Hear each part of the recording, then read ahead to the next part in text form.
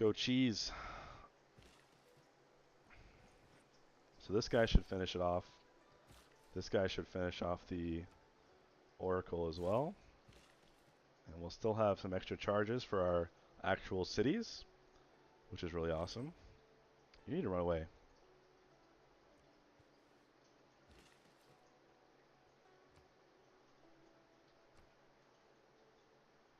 Should I just finish it at this point? I don't want to risk it. It's not the end of the world if I only get 10% or whatever from the builder. It is the end of the world if I don't get the wonder because of that.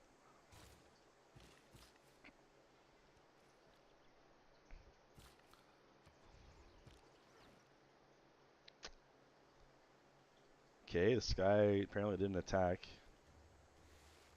He's just standing there accepting his fate. I can actually buy a trader very, very soon. But I might buy a monument instead, or something else. Even a settler wouldn't be too bad. You know, maybe I could build a district. I don't have time though. Do I? I mean, it would be 16 turns, even if I had writing already. So there's only one place we're going.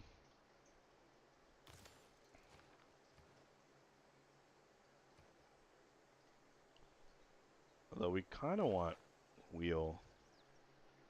I guess we'll stop for a wheel. Because then we can boost our civics and get construction technology by getting a water mill.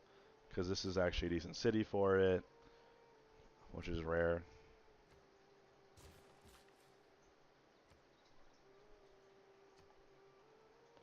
I think I'm biased against water mills because I don't know, they used to be really, really good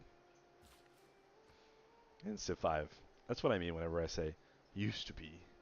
In the good old days, you know.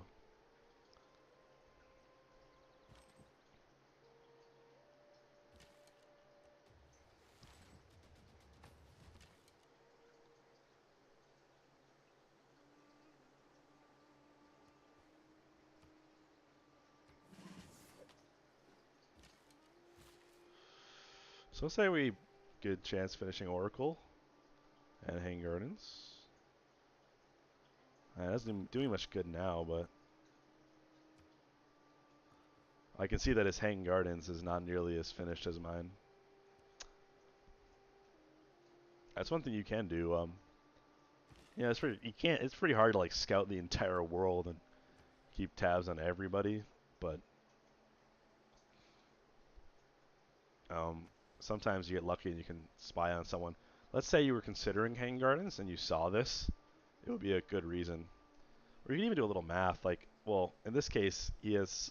This is a weird spot for a city, by the way, but he has some nice tiles, so I know. You know, it's only pop 2, so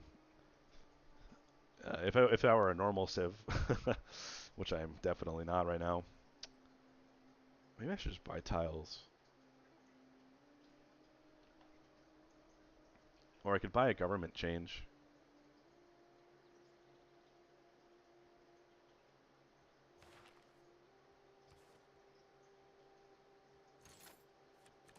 I think I'll do that. Get some settlers going.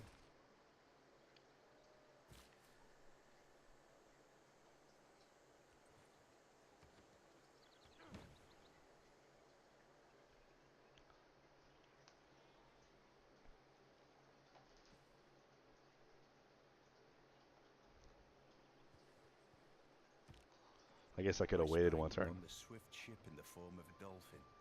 Pray to me as Apollo Delphinius. Also the altar itself shall be called Delphinius and overlooked forever.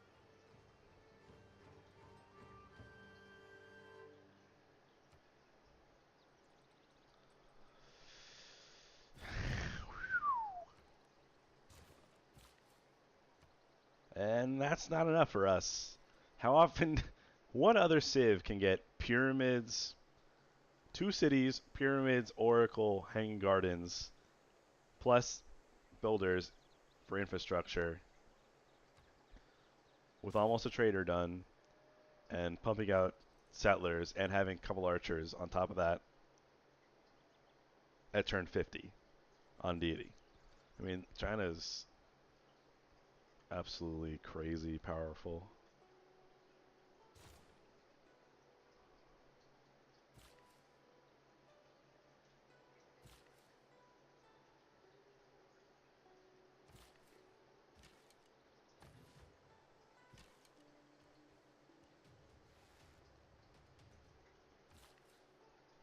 Now it's up to us to ensure we get the Petra.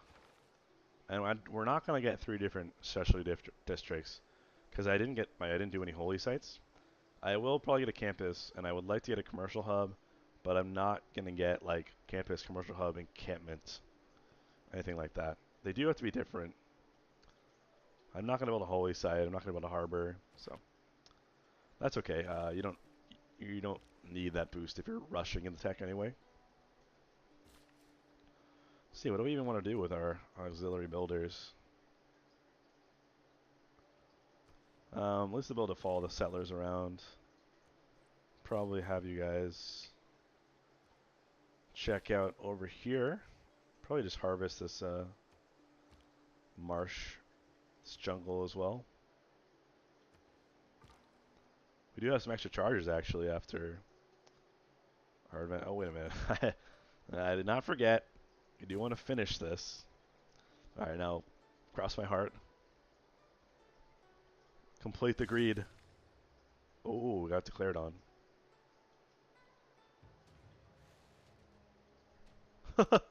Our Mog. The highest story is by stairs, and at their side are water engines, by means of which persons, appointed expressly for the purpose, are continually employed in raising water from the Euphrates into the garden. Very lovely. This is fascinating All you have to because it's very rare that city-states. Oh, I guess he allied with Tomarus. It's tremendously. I'm not sure it's possible for city-states. We get a quick delegation. Sorry, I was trying to say it's very. What happens occasionally is city-states will actually declare war on the AI, but I've never had it happen to me. Um, so, like the city-state will just like declare war um, without being associated with anybody. I'm pretty sure that's what happens. Why do you have more land? Well, I know where these guys are going. Question is, do I want to leave a lumber mill there? Or do I want it to be a farm? And I can build a farm trifecta here eventually. So, definitely not a bad idea. Man, I almost could have boosted irrigation if I just... Maybe if I had been paying more attention, I could have just purchased this tile earlier. That actually probably would have been a good idea. So that's a slight mistake by me right there. Could have gotten a boost, some science there. Not game breaking, but still very nice. A little boost that I missed out on, so... I don't know if this archer wants to move in to my territory or not, but... Although actually, this archer could shoot... I'm sorry, because this is... These are all hills. Sometimes I miss little things like that.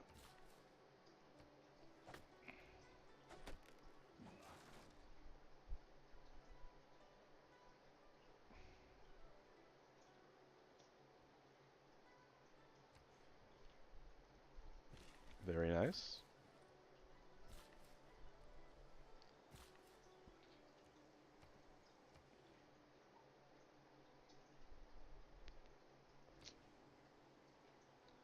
They'd probably have enough food down here. I kind of want to just leave this one as a lumber mill. Use it for my production. Because I'll have a farming trifecta here. I could even expand that if I wanted to. As much as I wanted to in this flat land that I'm not otherwise using So I think I will just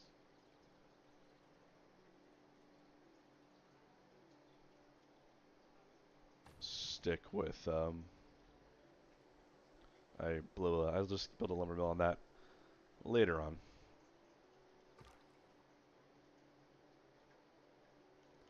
Which way do I scout? I'm gonna scout east.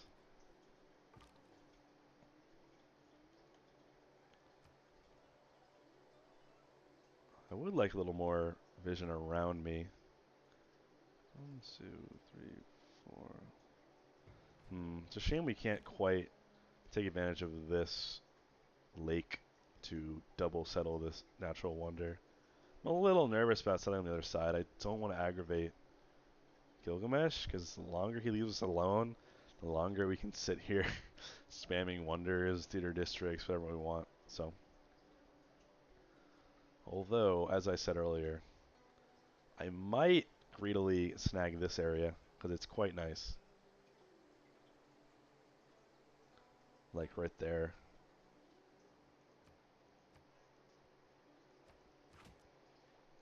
I like to use this symbol for cities, not just got in the habit, I guess. So you want to keep your eyes out for fresh water, of course. Settling dry cities isn't the worst. It's fine. It's totally fine if you have if you have aqueduct, if it's within aqueduct range, I should say. So for example, I could settle here and just build an aqueduct, but I think it's a better option to. Damn, like I don't know about out here though. Is the thing. There's all this land, but there's no water, and I tend to shy away from that. I've seen players just YOLO throw down cities, and you just build granary, you build lots of farms, and it's totally fine. And I get that, but at the same time, I don't know, it's a little sketch. I might get some aqueducts going. This way I take advantage of this area that doesn't have any, as much as I can. Like, for example, this cattle and this area out here, without sacrificing too much housing. I would like a coastal city down here. I would like this elephant. What's that, a plains hill? It's a plains hill. I could settle on that. Not too bad. Gives us more room down here. Plains hill gives you bonus production, as as I often like to say. Alternatively, if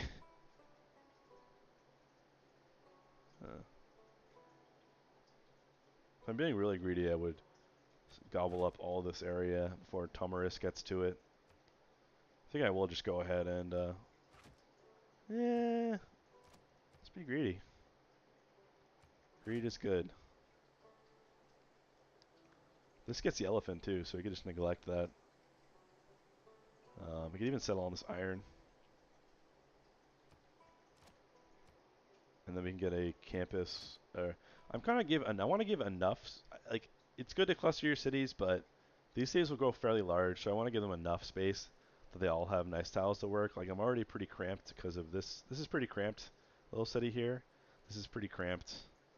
So I'm trying to get as far away as I can with my auxiliary cities. I can even go one more.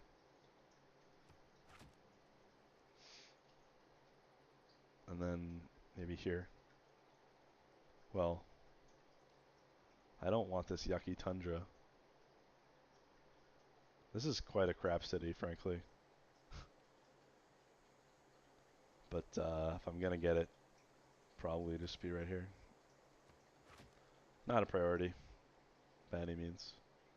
We would like to settle down here as well. Maybe on this side. It's not too bad. And then probably won't bother with this tundra. And then looks like we have even more potential to our south.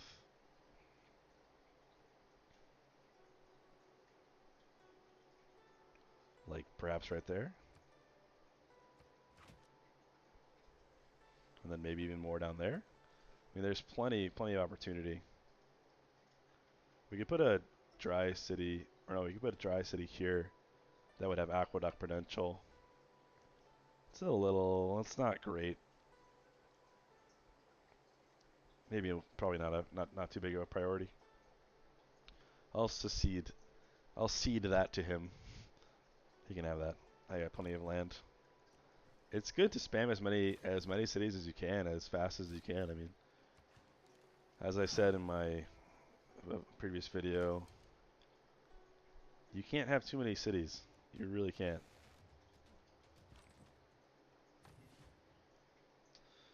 There's no downside. There's no penalty to having more cities in Civ 6, like there was in Civ 5. What's your government, Tommy? Tommy Fickles? No, we're gonna be best friends. No, wait, you pick oligarchy too. Now you're autocracy. Make up your mind.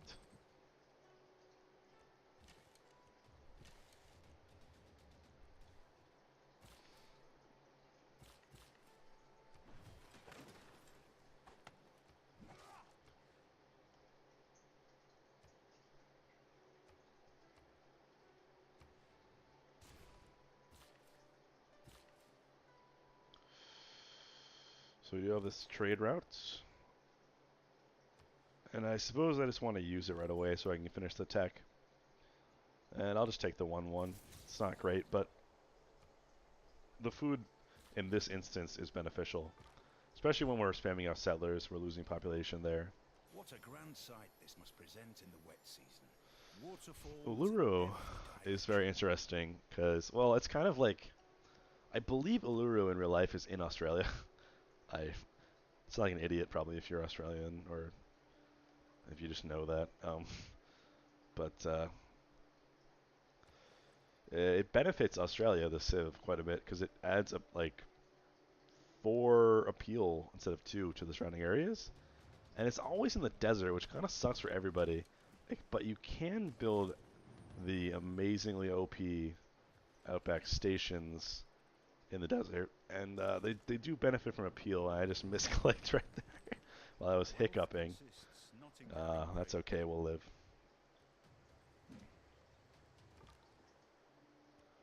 Finally, our scout promotes. I like Ranger more than Alpine.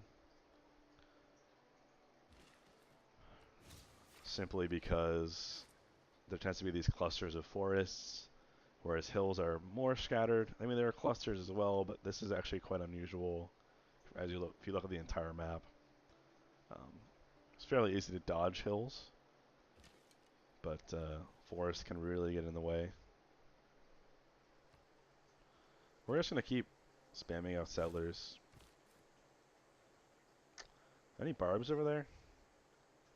I'm just going to send this all the way. See, it agrees with me. It agrees we should be greedy.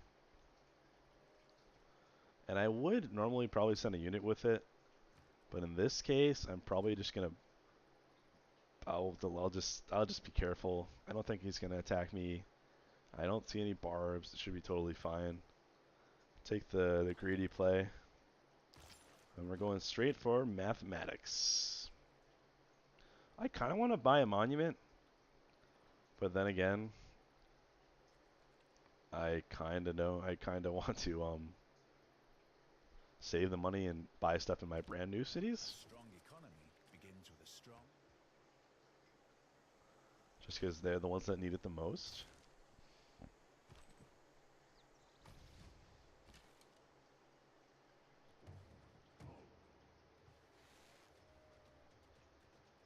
Looks like that city state took care of this, so I will actually send the archer along. Just as a bit of an auxiliary defense. Wait a minute, that's not where you're going. I might just buy a builder up here. Kind of depends. Builder is the best way to jumpstart a city. Definitely.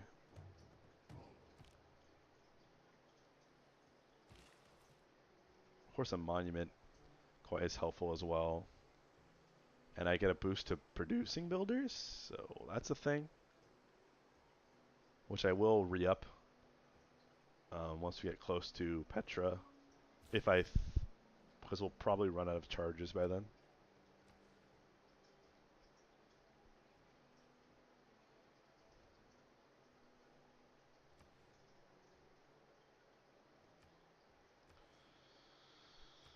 I can even send this guy up there. It's not too bad of an idea. Hell, everybody go. We're having a big party up there.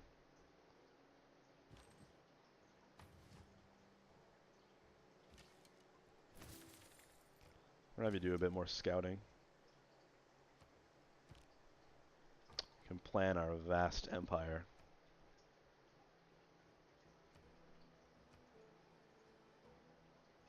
So right there is not too bad. Has a bit of overlap, which kind of stinks. But I don't really want to put it on the hill. Oh no, I'm freezing.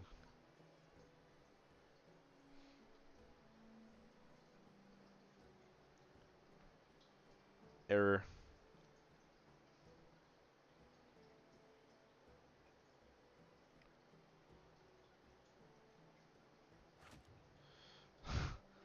It's unusual that my game lags that much.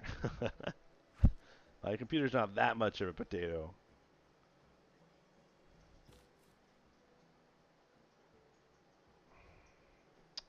Although I'm sure you've experienced it as well, the lag between the turns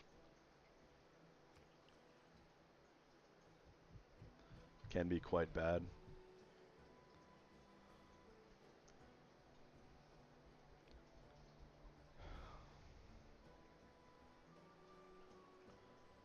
One nice thing about the stylized graphics of Civ 6 is, you can turn down the graphics settings a little bit, which I did for the sake of recording. I don't have any sort of big setup, whatever. I'm a regular person, okay? I just have a laptop. I work on, okay, and I play Civ sometimes. No, I just have a little laptop. The ones that fairly Civ fairly well. But one of the advantages of having a this sort of colorful style, cartoony. I don't think that's the right word. People say cartoony. It's kind of just stylized is the word I like to use rather than realistic. Um, the advantage is it still looks good when you turn on the graphics. Like I barely notice the difference between high and medium. I'm on medium right now. My delegate Chen. Good job, Chen.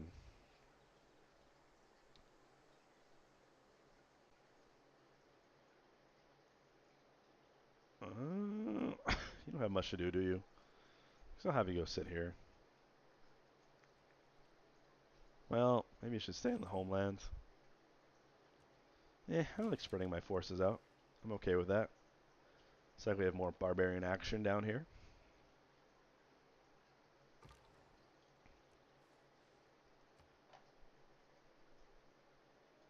I have quite a bit of gold saved up, which is very rare. It's because of that sale to Gilgamesh, along with the uh, diamonds, copper, the natural wonder, getting us a really, really awesome gold income. Which really, really helps. And there's plenty of things I kind of want, but nothing I really want. I'm going to save it for my little auxiliary cities, I think.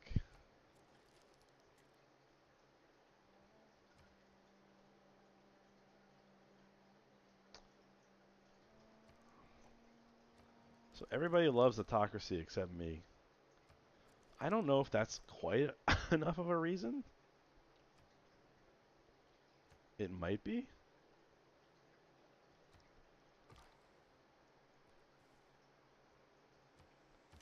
I'm clearly not satisfying some other agenda of his. We're definitely going to have to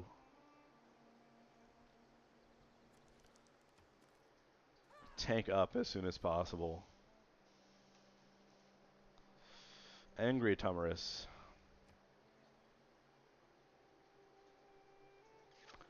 By The best way to save yourself from being killed by the AIs is just walls.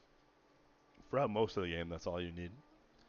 The walls confuse them. Walls, walls make all the difference. They are simple creatures. Are you invading me?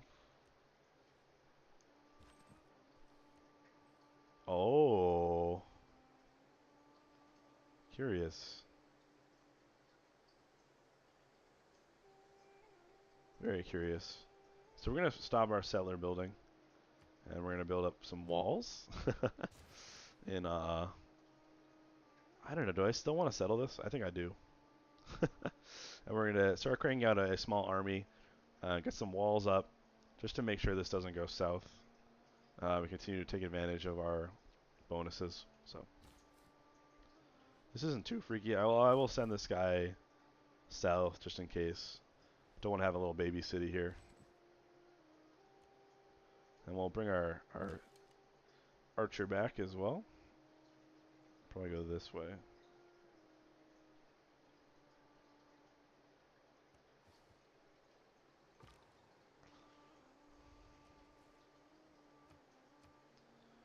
She did announce me, so it's... And she has these troops. I mean, this is... Yeah, I don't... It's hard to say. It's very hard to say. Divide and rule, a sound motto. It's just this one and the warrior. But it's enough to put alarm bell to make alarm bells go off for me, so I don't see a reason to hardcore greed this when we're doing so well already.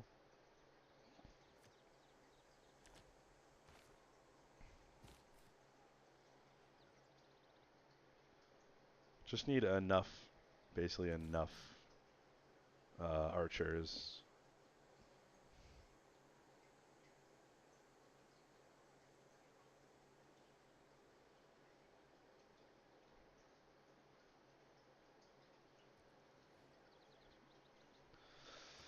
Slash walls to make sure we survive.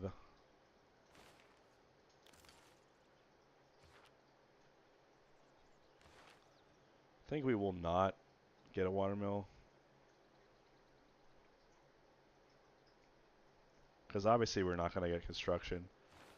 I could go for this and not get defensive tactics. Defensive tactics is so nice though. And I'm just going to try to survive with only archers and unboosted walls. So we'll see how that goes. I do have to change my government, which I just did. So we're going to crank out a bunch of archers and some spearmen as well. We're going to take the boost for that.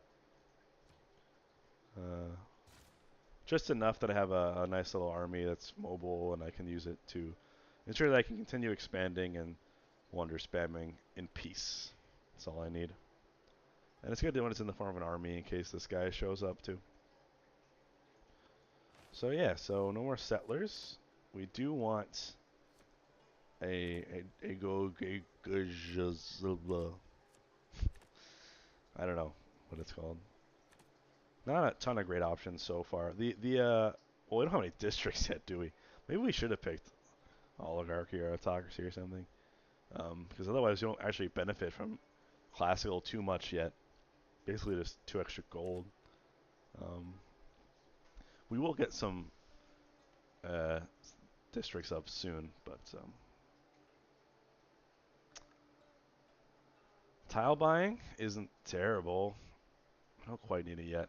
Plenty of other things to spend our gold on when the time comes. Or we're going to need more workers. Could just buy the one if I feel like I need to pump out units or whatever. I have like it's typically good to spend your gold immediately, right? Because it doesn't help you when it's just sitting in the bank, but it's also kind of nice if you're unsure if you're going to be attacked or something or what you're going to need and you have so much gold anyway, like you can kind of be a little more conservative. I think that's what we're going to do. And save it for a rainy day, so to speak. Looks like he does have a little army here. And I don't know where he would be going except for me. So I don't really regret my decision to start tanking up here. Alright, I'll see you in the next episode.